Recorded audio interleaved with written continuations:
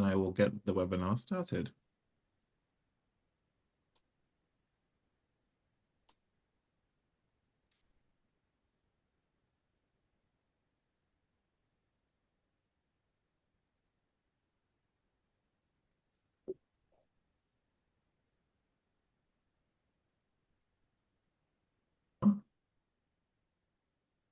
Good afternoon, everyone. Thank you for joining us today. We're so happy to have this webinar. We are the Black Policy Institute. We are a think tank based in the UK and across the US as well. We're interested in working to bring out policy solutions that can help empower and bring up the Black diasporas across the world. I'm Chimji Igwe. My role within the institute is as the AI in Africa research track co-lead, as well as Ethan Ward, my colleague. And we're very excited today to have a panel discussion on misinformation in digital Africa. And we're focusing specifically on Kenya and Nigeria as our case examples. I'm very excited to have an incredible panel of esteemed panelists today who have a very, very wide range of experiences and will bring with them some very interesting perspectives to this discussion. So without further ado, I will just introduce them. I've got here Tony Adewoye, who is a Senior Data and Communications Coordinator at a humanitarian NGO and a Senior Marketing Manager at a media production startup. Tony specialized in leveraging digital marketing and behavioral science to promote health, equity, and to mobilize communities. I've also got Silas Jonathan, who is a leading expert in media research. He works with open source intelligence in the fight against disinformation in Africa. As the head of the DAC, I will probably have to elaborate on that later, at the Center for Journalism and Investigative Development. Silas has played a pivotal role in exposing information manipulation during elections and countering foreign influence in digital spaces. We also have with us Demas Kiprono, who is a distinguished public interest lawyer and human rights advocate with over 13 years shaping the freedom of expression and digital rights policies in Kenya and Eastern Africa. He has successfully worked on challenging restrictive laws, including helping to repeal the decriminalization of defamation in Kenya, and also works on initiatives on AI regulation and media law. And finally, we have Mikhail Lemoya, who is a researcher and consultant who focuses on judicial policies and misinformation in African democracies, including in Kenya. His most recent research on misinformation focused on Kenya's elections and was looking at the threats of digital media to democratic processes. I'm so glad to have you all here with us today. I think the way we'll get this started is just a general discussion about misinformation in general and how it presents itself. So I guess if I could start with Silas, if you're still with us, would you just give us an idea of a general primer, a very quick primer on what misinformation looks like and what it is in digital spaces?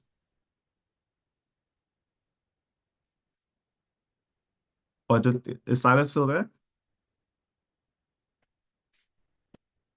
While we're waiting for Silas to come back, I think if I pivot to Demas, if you don't mind, since you have a background of working as a media commissioner, what do you see as misinformation, or what do you consider misinformation in digital spaces? Well, when talking about misinformation, I think it's also important to really touch on disinformation. So we have disinformation and misinformation in our digital spaces, and disinformation is intentional, while misinformation could is information that perhaps sometimes is just not accurate, but the person pushing it may not know that. And in our digital spaces in Kenya, Eastern Africa, and I believe in the whole Africa region, is that disinformation and misinformation shows itself and in certain arenas. So, for example, in political discourse, in social discourse, um, and it is how the digital space, social media, the internet has been weaponized. to be an avenue to spread information that is not accurate, information that the person who's spreading it intends uh, to have a nefarious means behind it. We also have in Kenya misinformation and disinformation around elections. And coming off the 2017 elections, for example, in Kenya, where we found that when there was a contested election and there were skirmishes here and there, we found images from war-torn countries being pushed as if they were happening in Kenyan neighborhoods, and the intent was really to put fuel in the fire and to really sow discord. There is political misinformation where a person who perhaps is running against another person would use real, real, real images, for example, or real video clips that perhaps that person was speaking in a vernacular language and transcribe it inaccurately. And so you'd find that that politician is saying something very offensive towards another ethnic group, for example, or towards a whole group of people or a religious group. Um, and that serves the other politician's purpose. But in Eastern Africa, we also have misinformation that is pushed by armed groups. So Al Shabaab has a whole communication unit, and there have been reports on how Al Shabaab has been recruiting in the region using Facebook, uh, especially to really misinform and to attract recruits. And so there are many facets to misinformation. Yeah. Yeah, thank you so much. You mentioned that political aspect, and I guess I'm going to pivot to Mikhail because I know that this is your expertise, specifically focusing on Kenya. And I wonder if you could just elaborate on like how that manifests in terms of the processes. So, do we just see this as a isolated incident in Kenya, like is it a local thing, a regional thing? And what sort of are the knock-on impacts on like attitudes towards government?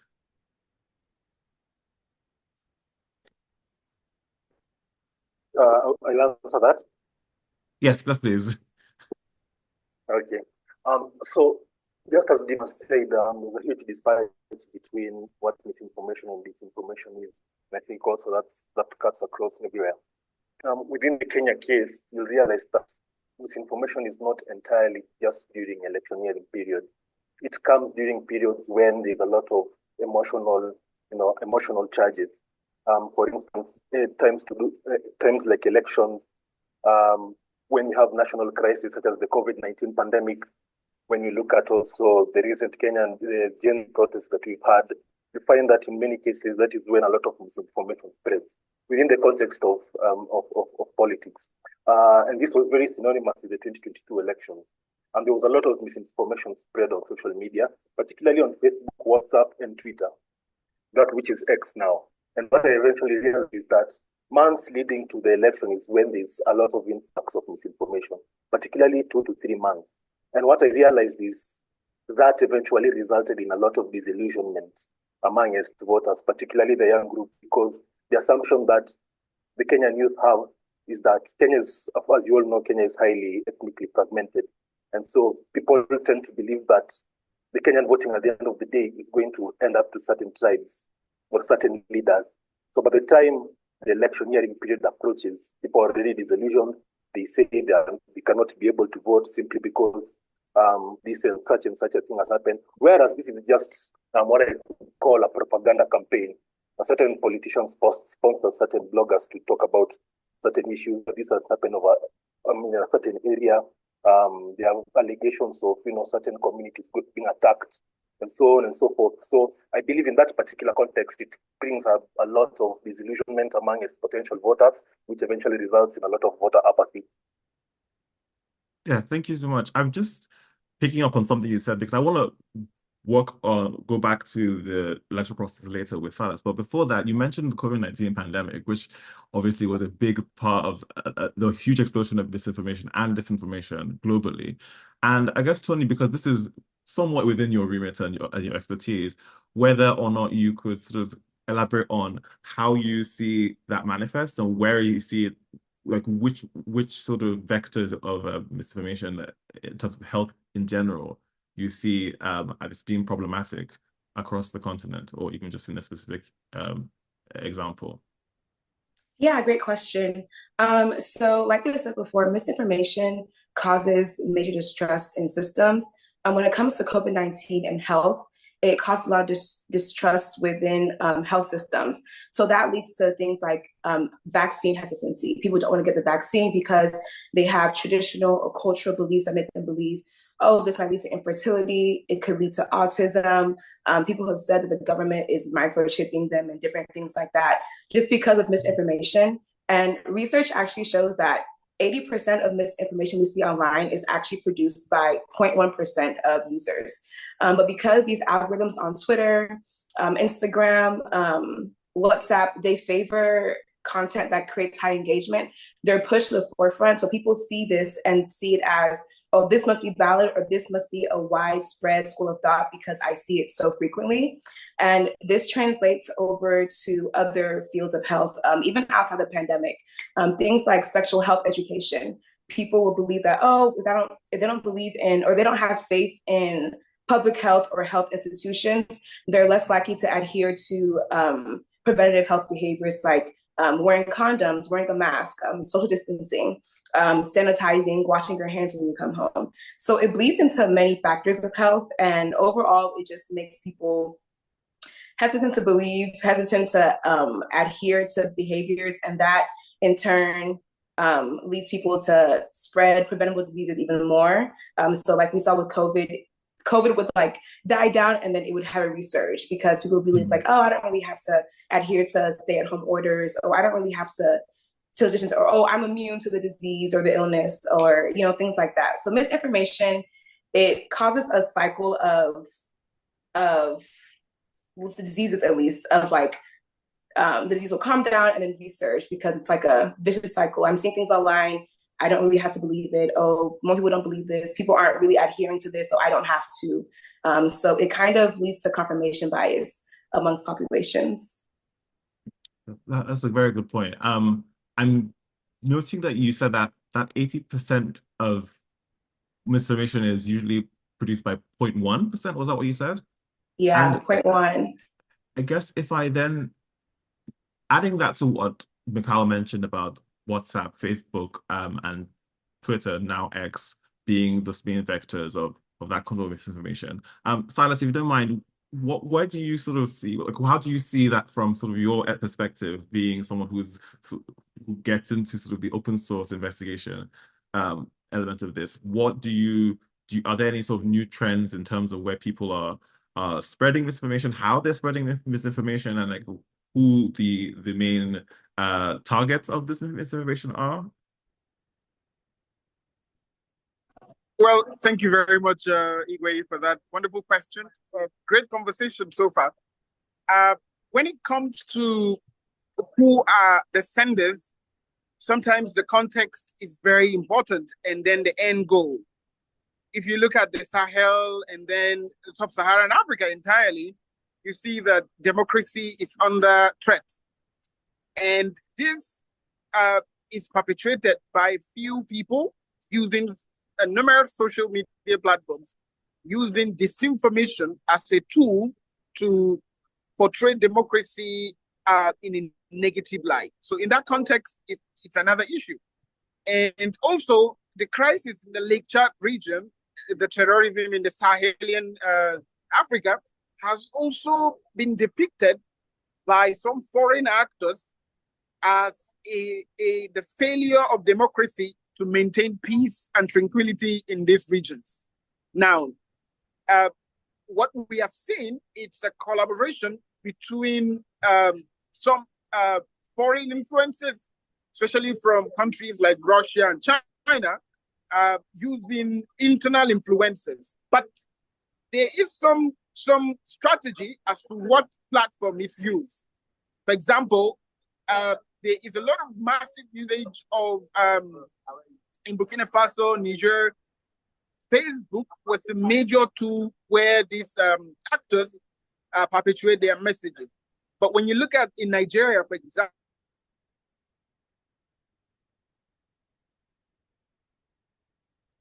think we may have lost Silas for a moment. Hopefully he comes and joins back sooner rather than later.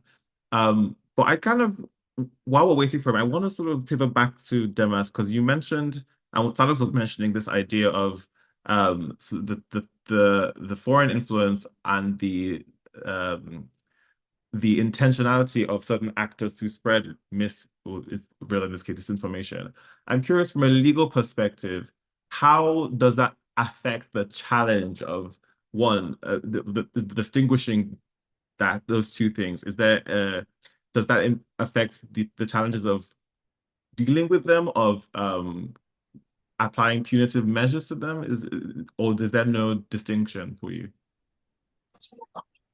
Oh, well, I am really Oh, sorry about the terrible network no this worries, evening. Silas. I really apologize, and I couldn't get home. But what I wanted to say is that when you look at the actors, they are strategic as to what social media platform or what messaging platform they use. In Nigeria, during the recent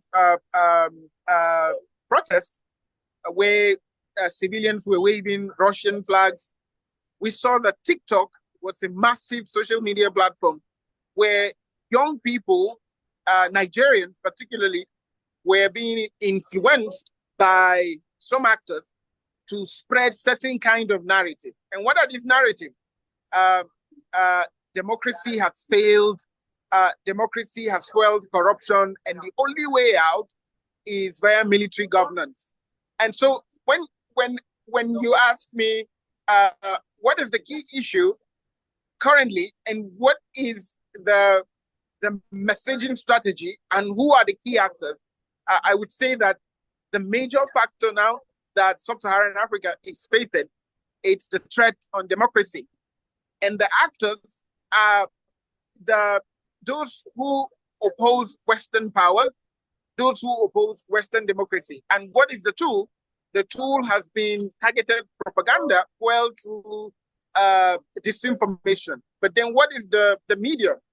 And I agree with the earlier comment that was made. Yes, this is made by very few people who push this kind of narrative in a very coordinated way, using local influencers, as we have seen in Nigeria very recently, and also as we are now also currently seeing in Ghana, where even people are being recruited with the sole message that they will gain good pay if they join the fight in Ukraine alongside the Russian forces.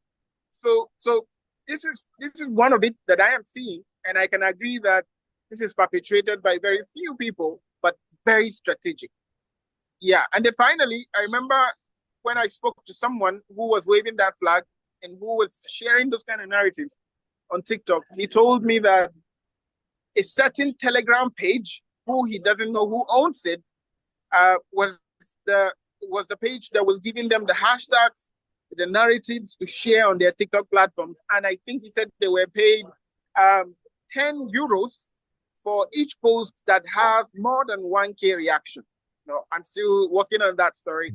And when I checked the Telegram page, I saw that it was very active during that protest. So yes, disinformation is a tool, and those who are spreading it are few, and they are strategic. Yeah. Thank you. That is a very interesting point. I think I kind of want to, because while you qualified, moved on to Demas, and I wanted to ask, adding on to what Silas just said, and what I had asked previously about the legal challenges, that aspect of then the different actors, like the sort of chain, a supply chain of disinformation, misinformation. How yes. does that make the legal approaches to tackling disinformation or misinformation even more difficult than it already is? And so, misinformation and disinformation, at the end of the day, are free speech issues, right? And so, uh, when thinking about legal frameworks, the first thing we ask ourselves is who has the right or the responsibility to determine what is misinformation and what is true? And surely, can that be the government? Can the government be the arbiter of truth? The other thing is that we are dealing with transnational, international issues and also big tech. And so, one of the things that I have been researching over the past 2 years is the issue of tech accountability in the global south. And so, what responsibility does Facebook have, for example, in the conflict that happened in Ethiopia, where Facebook was actually used as a tool to spread hate and so on and so forth? And most of that was based on misinformation. However, if you look at how big tech is, especially social media big tech, how they are set up is that content moderation in the global south is is really nothing big to them. They do not invest in moderation. So that the AI tools, for example, that are supposed to pick up certain words, the the content moderators who are supposed to sift through complaints and so on and so forth are far in between. And I know, for example, that Facebook's hub for sub-Saharan Africa is in Kenya. And these are people sitting in one room, moderating speech in different languages, and not just different languages, but in pidgin, for example, different versions of languages. And so I know that perhaps there is a challenge there, but what accountability um, should the big tech have in this region? I'll give you an example of a far-right Spanish organization that in 2019 decided to do a Twitter campaign in Kenya opposing reproductive health law and a law that would also allow for surrogacy. And they employed or contracted thousands of of people to push their narratives, to push hashtags, and Twitter, as it was known then, had to close on about 240 pages open dedicated to that. And if you look at those laws, they were really meant to benefit the Kenyans, but those laws did not come to be. And these are people sitting in Spain. And so you realize how then would you put in a legal framework? However, on the other end is that countries have tried to put in laws. In Kenya, we have this Computer Misuse and Cybercrimes Act that has made it illegal to publish false information, has made it illegal to cause anxiety in your posts. But if you analyze who has been arrested, who has been charged under these laws, you realize that it is usually activists, journalists, environmental protectors who speak truth to power. So the respondent is always a powerful person. And here you see that even these laws that on the face of it would look like are supposed to uh, tackle misinformation are actually being used to stifle free speech and to actually close down the democratic space. That is, I'm honestly, I was not expecting to hear about the Spanish far right group that you mentioned.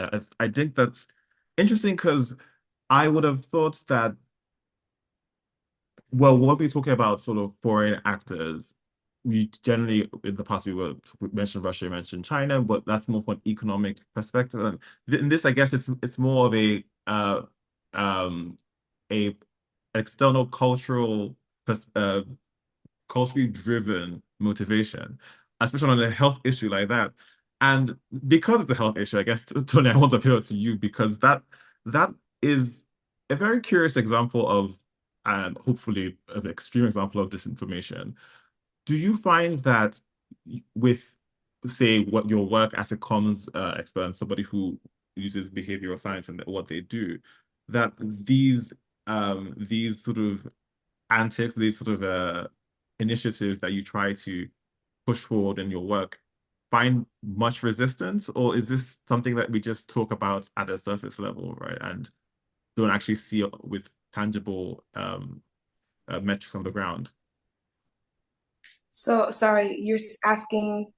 So I'm asking essentially, as someone who works in the NGO space and does work on health initiatives, for example, Mhm. in this case that Demet has raised, would you see any sort of, or have you experienced with your work these sort of initiatives hitting roadblocks due to misinformation?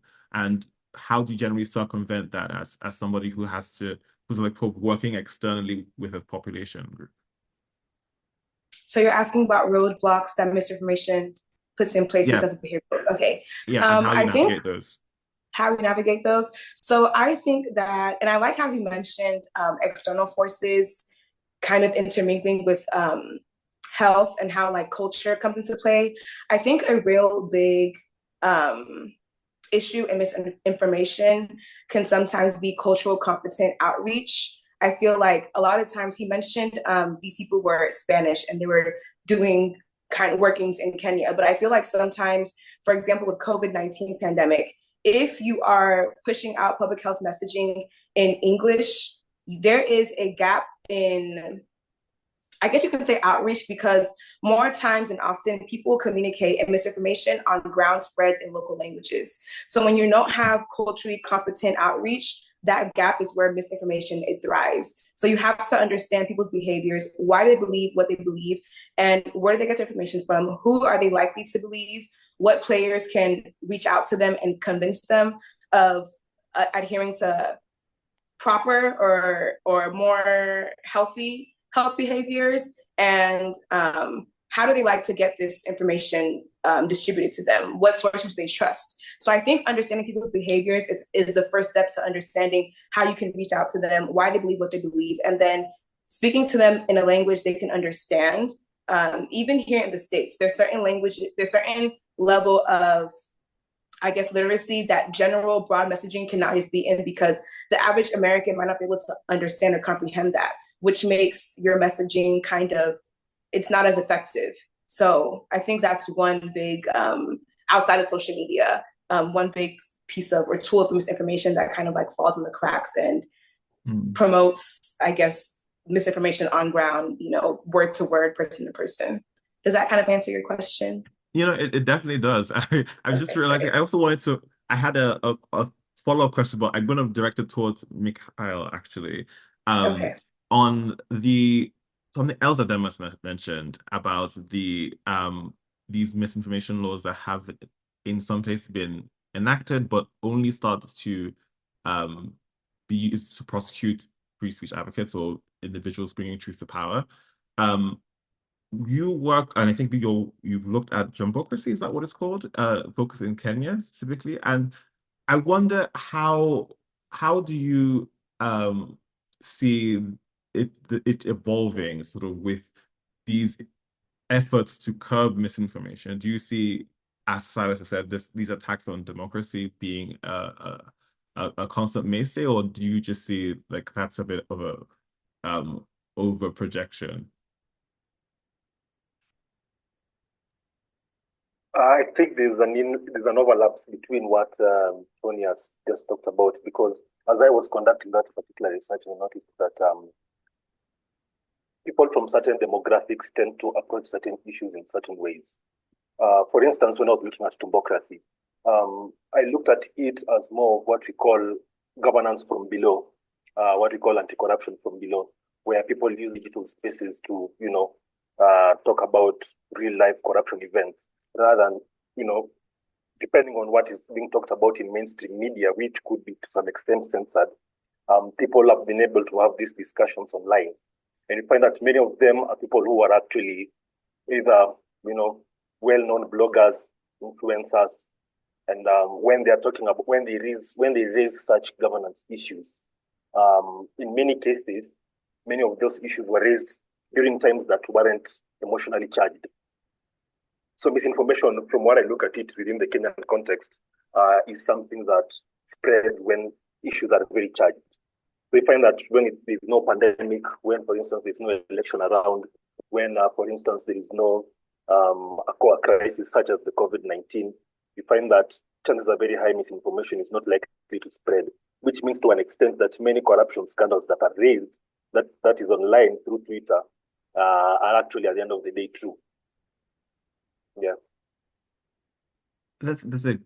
I think I kind of want to touch on something you said about this point about the emotional charge being a driving force, and I'm wondering if to pivot and to move on to something I'm very keen on incorporating the increased discussion and proliferation of LLMs and all the forms of artificial intelligence. I guess, Silas, if I could ask you this, the if since a lot of these disinformation campaigns specifically are targeted at being getting emotional charges out of people, in a world where you have very sophisticated and tailor-made algorithms which can, as has been previously mentioned, are get sort of elevated due to like how they resonate with people. What is one like how does that change the approaches you take in trying to determine what is real and what is fake if the the technology has gotten so advanced that it's difficult to do so for the average layperson? Well, Yeah. thank you very much for bringing uh, this conversation into play. I have to be very, very sincere that AI has really made it difficult, but also easy. And I'll give you an instance. Around the elections, Nigerian elections in 2023 last year, we began to see the 5 presidential key candidates were having massive increase in followers. And when they tweet something, it gets a lot of attention, and all related hashtags that has to do with them was trending almost all the time. Curious to notice, we found out that most of these followers were AI generated bots that were making these trends. And how do they do it? You know, they paid for these things. And I remember speaking to a party candidate, they say, yeah, I mean, we have to pay for the available technology to gain an edge in the conversation. And aside that, initially in the past, when people are using coordinated inauthentic behavior to influence conversation online, especially during elections, you see that they hire people who do the tweeting, who do the tagging. But now it has changed. All they need to do is to go on ChatGPT and just describe the scenario, and ChatGPT will create almost 100 tweets that fit into the context. But then the question is, like in an instance where we saw few accounts tweeting almost 200 tweets daily. That is unnatural. So sometimes it is this kind of giveaway that we see. They don't sleep. These accounts don't they sleep, you know? And you will see that they have least followership. They have least followership, but they follow a lot of people. And you will see that sometimes it is so coordinated that you could tell that this sentence structure was generated. Even though now AI has made it easy for them to do that, it has also made them vulnerable for researchers like me to be able to identify them, because they easily retweet each other during key events. That's why I agree with the situation in Kenya, which is also very prevalent in Western Africa, where disinformation is like a tick on a dog's body. It flourishes when the dog is healthy. So also the scenario in Africa, in Western Africa, it's when there is a topic that is hot that you get. And what are these topics? Election, it's one of those things. So, but what is the way out? One of the way out is being able to track these coordinated inauthentic behavior and call them out. I remember, like for example, on Facebook, when accounts began to pop up and were pushing fake election results, all we needed to do was to outline them and then send it to Facebook. And then the next day they were taken out. And I realized that sometimes Facebook have the difficulty of identifying these kind of accounts, because sometimes, and in most cases, these accounts, they use local languages to promote these kinds of narrative. And even though I think that LLMs, large language models, and automated chat has made AI to help our work, speed up our output, I'm beginning to think that journalists, normal journalists, traditional journalists, need to be on top of their game to understand that just as there was a situation in offline spaces where people were perpetuating gaps and going against judgments, that is also the case on digital spaces now. And it is one of the things that we are pushing to help journalists understand how these things work and then draw an agenda to it where people will know that not anything and everything you see trending has a natural backing. And as you know now, on Twitter, for example, the profitization of trends by key Twitter actors, which Elon Musk launched last year, has made it has made disinformation very, very alluring. People want to share it because when it trends, they get money out of it. So the solution cuts across journalists, cuts across us. It also transcends to tech companies because they need to draw a line between profitization and a safe, interactive digital space. Yes. Hmm. Mikhail, I saw you looked like you wanted to say something, jump in there. I don't know if you wanted to contribute. I think he's augmented whatever I wanted to say. Fine. No worries. But something that I think was very interesting that I pulled out of what Silas mentioned, and I think may have been said earlier, was this idea of there being some sort of economy of misinformation itself, where um the what at the local level, people are sort of engaged in or being paid to spread misinformation or to generate disinformation itself. And I'm wondering how does that then seep into the media landscape? I guess, Demas, as somebody who was you were a commissioner for media complaints commission in Kenya. So do you have any sort of idea how that, especially with the ease of which this is happening now and being spread, how that affects the work of a commissioner or like a government agency or regulator to squash misinformation? Yes, so first of all, laws are really trying to play catch up to the technology that is being rolled out. And so you'd find that in most countries, the media regulators do not have the mandate to regulate social media speech. However, in some countries, I know that that is available. For Kenya, social media is really unregulated unless you make a personal complaint to the police, and if it's hate speech or something like that, then uh, uh, that would be investigated. However, so it's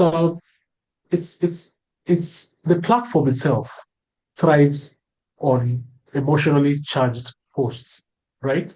And so the algorithms that have been deployed by these platforms are detecting what really keeps people engaged, and usually it's what touches you emotionally. And so that now adds to monetization. So if you bring this piece of misinformation, it's juicy or alarming enough for people to engage, and then you're making money out of it. It's really creates a recipe for disaster. And there are conversations about tech accountability in the first place because we have not been able to regulate technology. We do not know the details about the algorithm that they use. And the way AI has the black box, whereby sometimes you really do not know where the decision is coming from, right? Or how the decision was made. And so I find that especially for Africa, we are really trying to play catch up. However, um, having seen having listened to the Congress hearings in the U.S., it looks like no one really has got it correct in terms of misinformation and disinformation and tech accountability. However, I feel that um, more empowered citizenry are usually a better way of combating misinformation, because if you know how fake things look like, you will be able to to really tell that perhaps this story, this image is not really accurate or authentic. Yeah, Tony, I see you have your hand raised. Please feel free. I just wanted to piggyback off of Silas and Demis. They make great points. Silas mentioned how a lot of times AI can't identify fake accounts and fake messages because of local languages. And I think that calls for more representation for the continent in AI. I read somewhere that African publications specific to AI only account for, I think, 1.06% of all AI publications. There is a gross underrepresentation of Africa in AI. And that is very harmful in terms of just like understanding local customs, languages, et cetera, et cetera. If AI doesn't include Africa in its research and its development, Africa will continue to be left behind, and misinformation will continue to thrive in Africa and African spaces. And also to Dema's point about media literacy and health literacy, knowing how to identify what is fake. And as AI continues to develop and evolve, it's getting harder to differentiate, okay, this is a deep fake, this is not.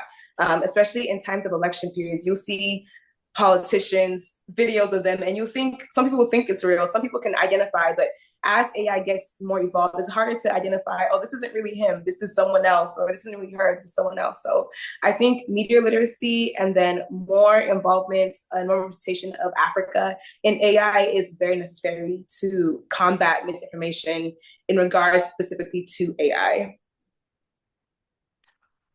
That is a very big point because I have seen something similar statistic wise about African contributions. I think it's speaking to we had a panel discussion earlier in the year where we had um someone who was a professor working at an LP and mentioned how underrepresented African languages are in NLP programs and just in general, and that really affects the quality of output that they can produce or that the amount of representation they have in these sorts of spaces.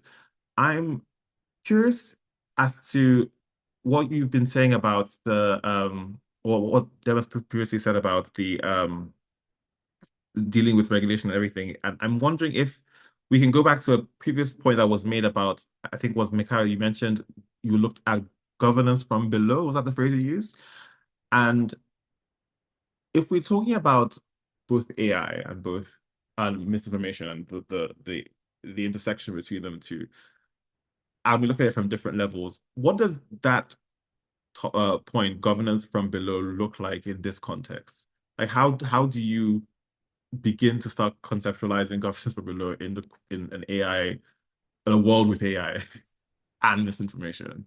Well, yeah, well, within, as Tony rightfully said, there's been an inadequate integration of Africa, and that's something I learned while I was doing my postgraduate studies in terms of AI and the integration of Africa into AI. There's inadequate. There was even a discussion in school about decolonizing AI to mean that Africa needs to be integrated into, artificial intelligence and so on and so forth.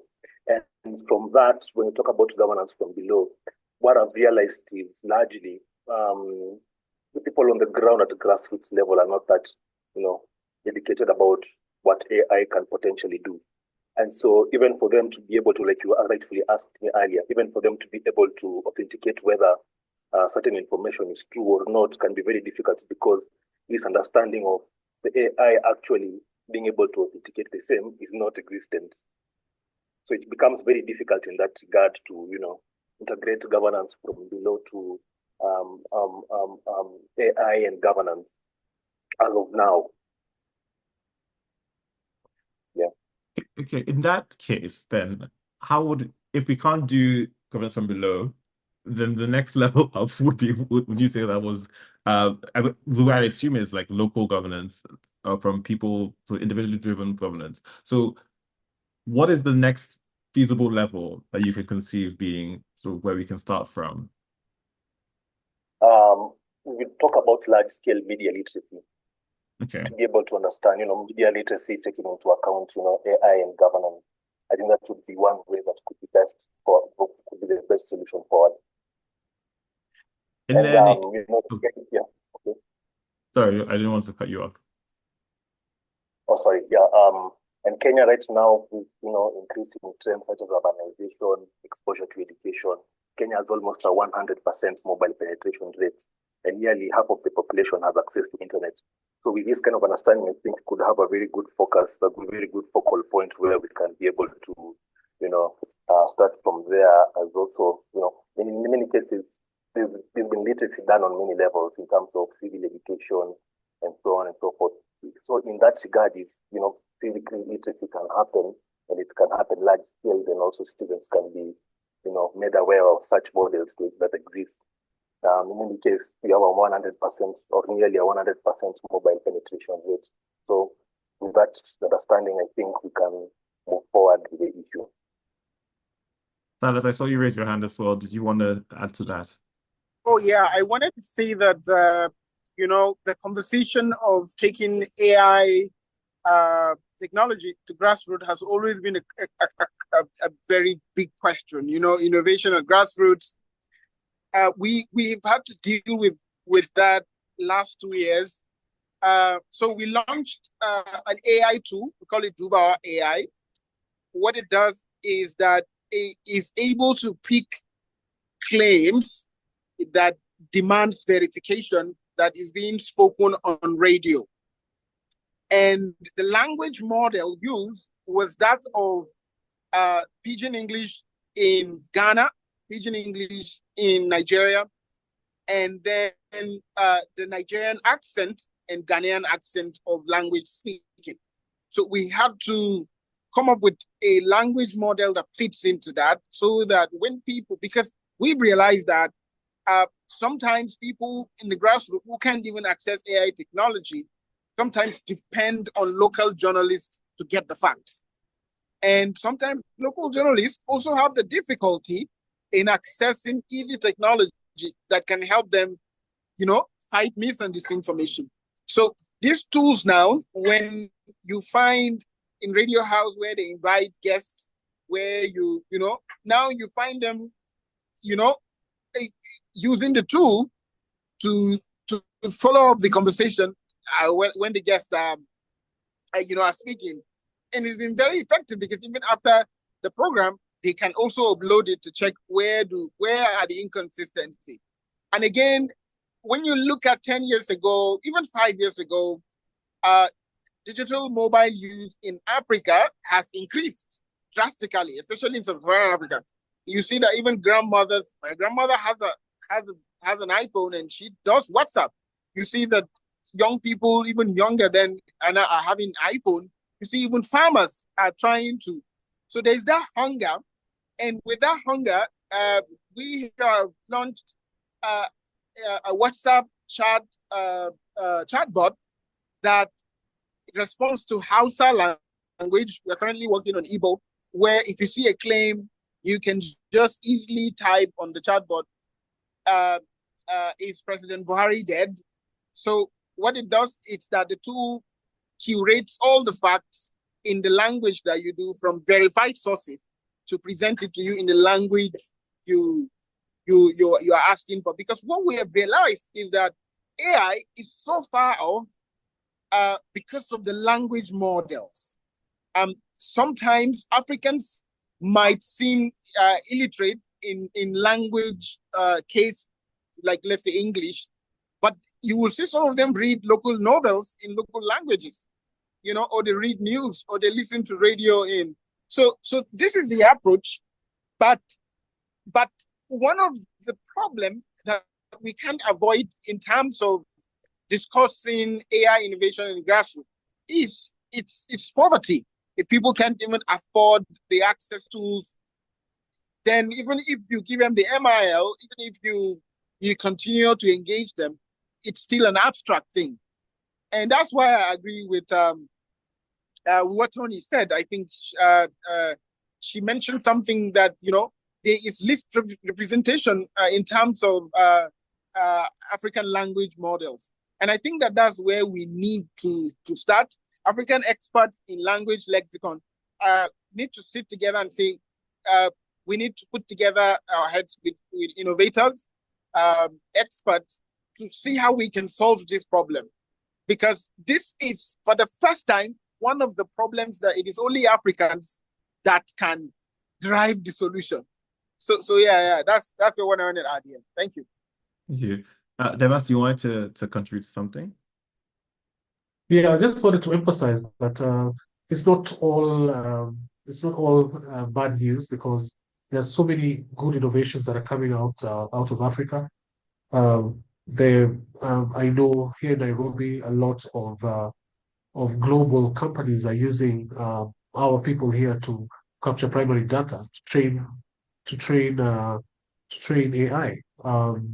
I know that there is an initiative in South Africa, I think, where they're trying to preserve African languages, and they're doing this through guess what? Through the translations that were made about 120 years ago, the Bibles that were translated from English or French to the local languages.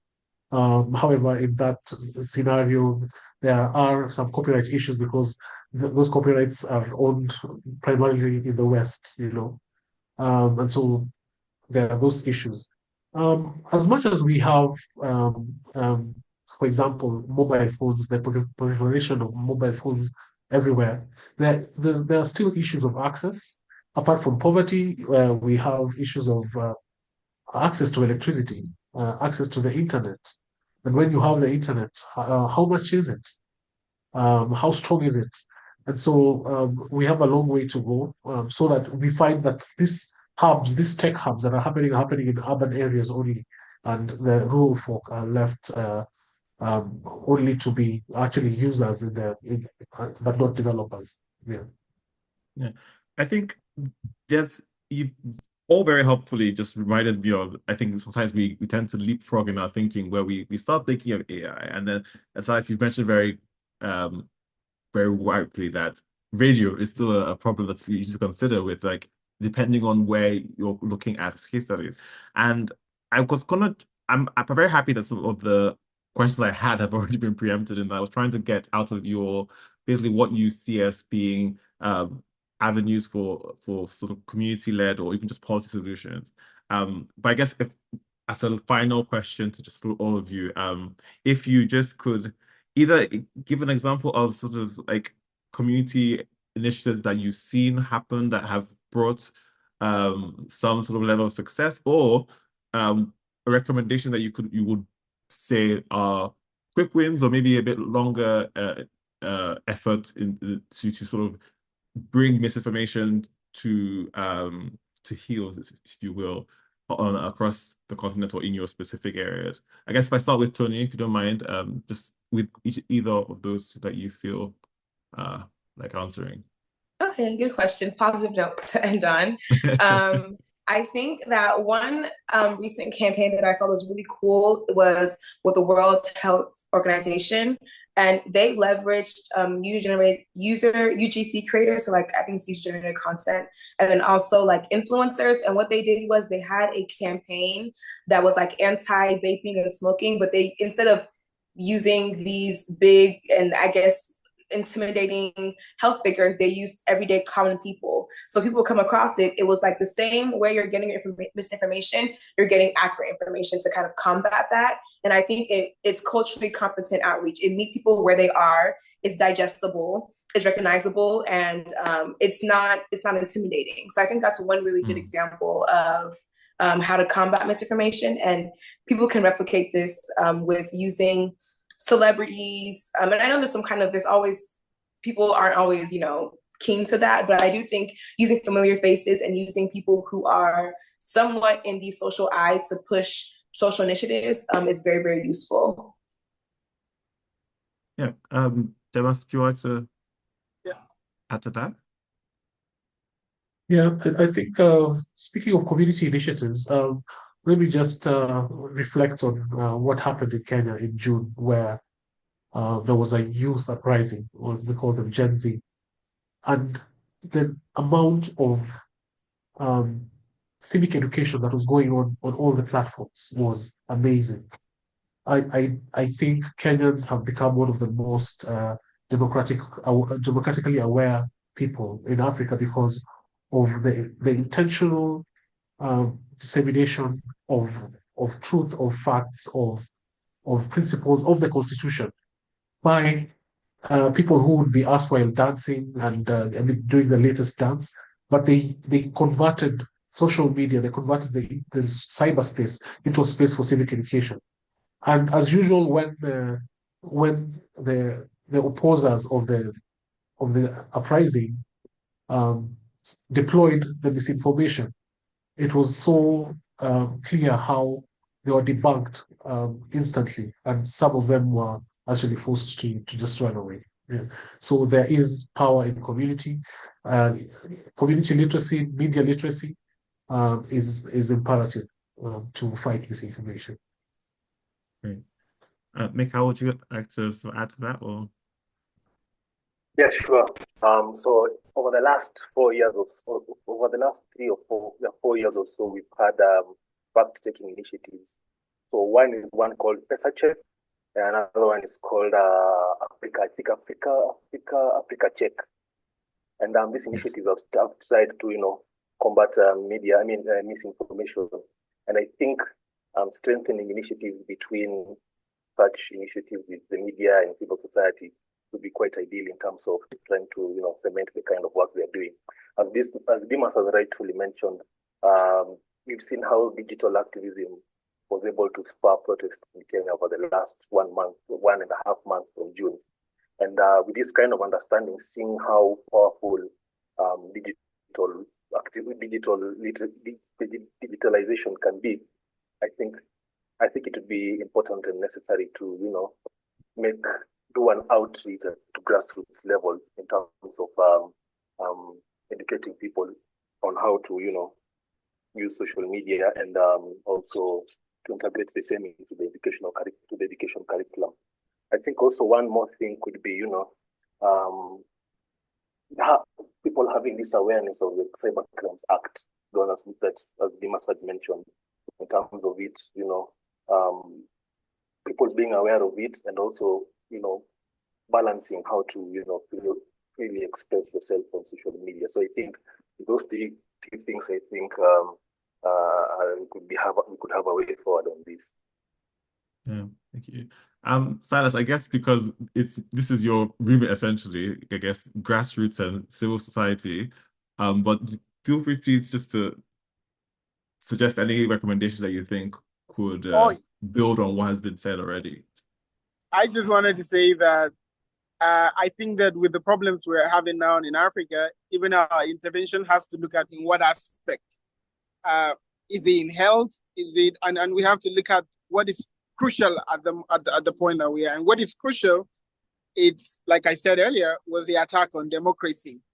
So I think that we need to collaborate with local influencers, young local influencers who have mass following on TikTok, on Instagram, and all of those places, and where we can push them or collaborate with them to design messages that call for pro-democratic character, such as people going out to vote, uh, people, pushing away military government, people just doing their role to maintain the status of democracy. Because I think that um, young people are the future.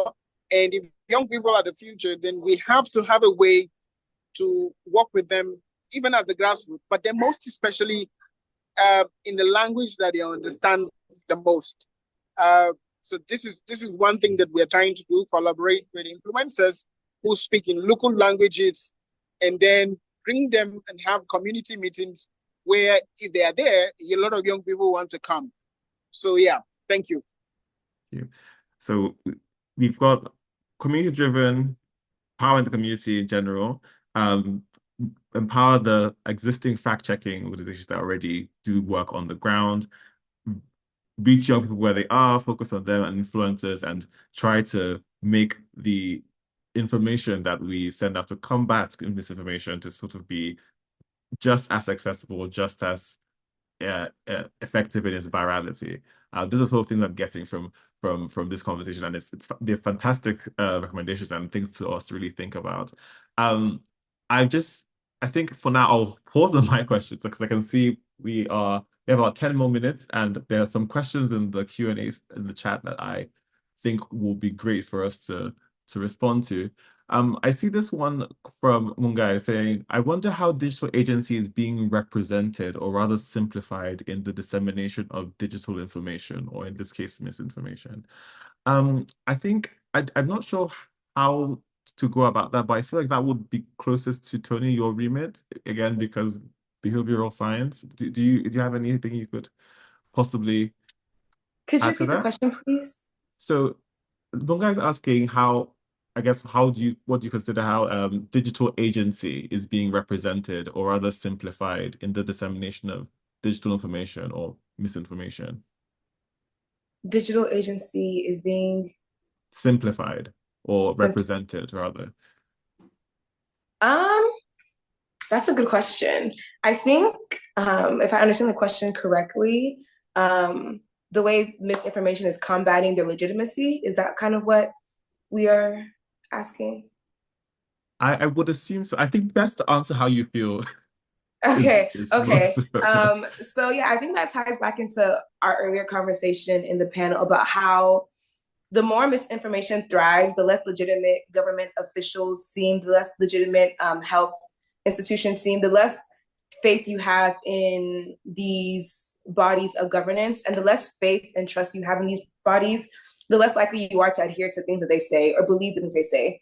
And then Hmm. you're more inclined to believe social or traditional beliefs that you hear on ground. So we saw that a lot with COVID. Rather than believe public health officials, you rather believe like, oh, it's not as transmissible. So your perceived susceptibility, your perceived severity, perceived barriers increase, which makes you way less likely to adhere, and which in turn just worsens health outcomes for both you and your community and entire populations. Hmm. I hope that kind of answered the question. I think I got the general idea of what you're saying. I think that Okay, that answered it okay, to me. great. Um, Another question to I think I'll direct this one to Mikhail, presumably. Um, so how effective do you feel the educational programs would be in equipping people to with tools to evaluate information sources or promote credible sources? Because you've already mentioned some of your governance from below. So do you see are there any metrics that you've seen that we could sort of build on to sort of inspire more of those? Yes, I think with the existing, like I mentioned, the existing Africa Check and such like initiatives, if we happen to build on that and happen to also, integrate various researchers and experts within AI and technology and governance, I think with that kind of initiative, perhaps that's how effective governance from below with regards to AI and misinformation is likely to succeed. Yeah. I think I'll do this one. This is for Demas. So you said earlier that misinformation and disinformation is about free speech. And you brought up the responsibility of social media companies and how a lot of them are unregulated. So it seems like we weren't really able to rein in social media companies. And you did touch on that, talking about sort of Facebook employing people in sort of in Kenya, for example, to deal with main languages. And now we have AI in the form of audio and video deepfakes. So are you worried the same will happen with AI? And I guess this could also be a double to silence if you could. So I guess we can start with Demis, your take on deepfakes, which I realized we didn't actually touch on, but if you could. I totally touched on it a little. We are very worried about deepfakes because Mm, um, as the technology gets better, as AI gets better, it'll be harder and harder to identify what is real and what is not. And that really creates a whole other problem in terms of dealing with the social cohesion, for example, where during elections, a leader might stand up and say something, and that clip is spread all over through WhatsApp, through Facebook, through TikTok. And lo and behold, that person did not say that. Yet that statement might have caused, and during elections in Africa, these are volatile times, often leading to violence. Um, Regarding tech accountability, as much as we have not been able to achieve it, I know that in Kenya there are two cases against Meta, one by laborers who were content moderators, and the labor practices that Meta's agent in Kenya were really below par, and that case is going on. There is another litigation by which I'm involved in by Amnesty International and another person, an Ethiopian national, uh, whose father was killed during the the war a few years ago, where there was the Facebook was being used as a tool for hate, and no one could raid on it, and they did not bother. And one challenge has been that when you sue these big tech companies, they claim that we do not have an office here, we do not operate here, so you do not have standing to sue us. Yet there are real life consequences to their actions that are happening on the ground here in Africa. So that's something to ponder about. Yeah. The Computer Misuse and Cybercrimes Act is being challenged. I'm also involved in that case in the Kenya High Court, and we'll hope that they'll stop using that law um, to stifle legitimate speech. Yeah. I think, unfortunately, I think Salas has dropped off, but as a sort of final question from me, because this is sort of what I'm interested in my own research, internet governance in Africa's own contributions to that. I'm curious, a lot of what the things we've talked about have been uh, ultimately they are transnational issues. They're not as they look sort of regional or local manifestations of something that is transnational in many ways. And how then do we get effective coordination across the continent? You've mentioned, for example, the Computer Misuse Act in Kenya. I think we've had the Malabo Convention, but I don't know if that really touches on because it's cybercrime, but I don't know if that touches on misinformation. How do we get effective trans-African or trans macro regional, say West East African coordination on dealing with these sort of misinformation flows? And feel free to anyone who wants to jump in on that.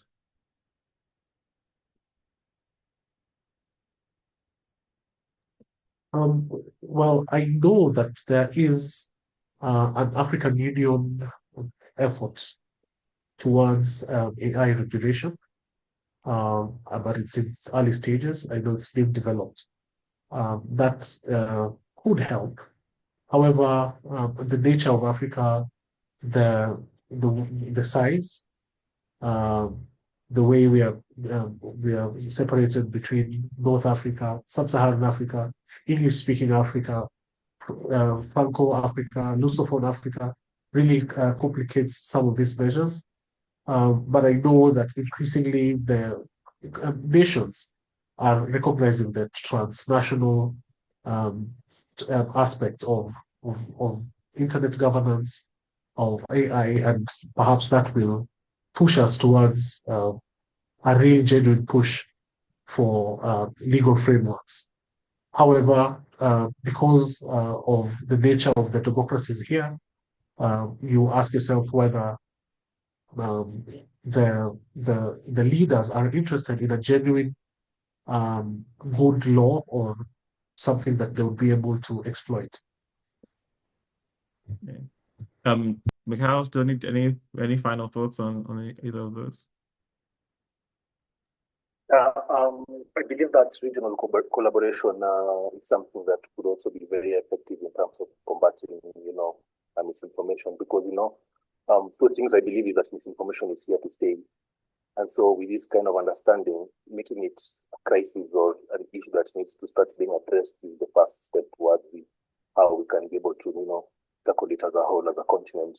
regional collaborations in the sense that in the current existing regional bodies, for instance, here we have the East African Community, which deals with a wide array of issues, not just economic. I believe in that particular sense, making use of such, regional blocks could be very effective in terms of trying to, combat what we call cross-border, with also cross-border misinformation. So I think in that particular regard, fostering regional collaboration through regional blocks such as the East African Community would be very effective in terms of trying to combat it. Tony, do you have any thoughts you'd like to? I just want to emphasize collaboration, like they both said. I feel like within Africa, we have so many different, like was mentioned, languages, even currencies that can't even be traded within each other. I feel like as a whole, Africa needs to move towards collaboration, especially with the growing youth population we have. There's a term called youth term. There's a term coined. Sorry, youthquake. That by 2025, 1 in 4 people worldwide will be African. So we have a huge population of youth that is continuing to grow, and I feel like if we grow towards unity and collaboration, generations coming after us will really reap the benefits of this collaboration and this joint effort. And it'll bleed into sectors like health, development, education, everything. So. Right.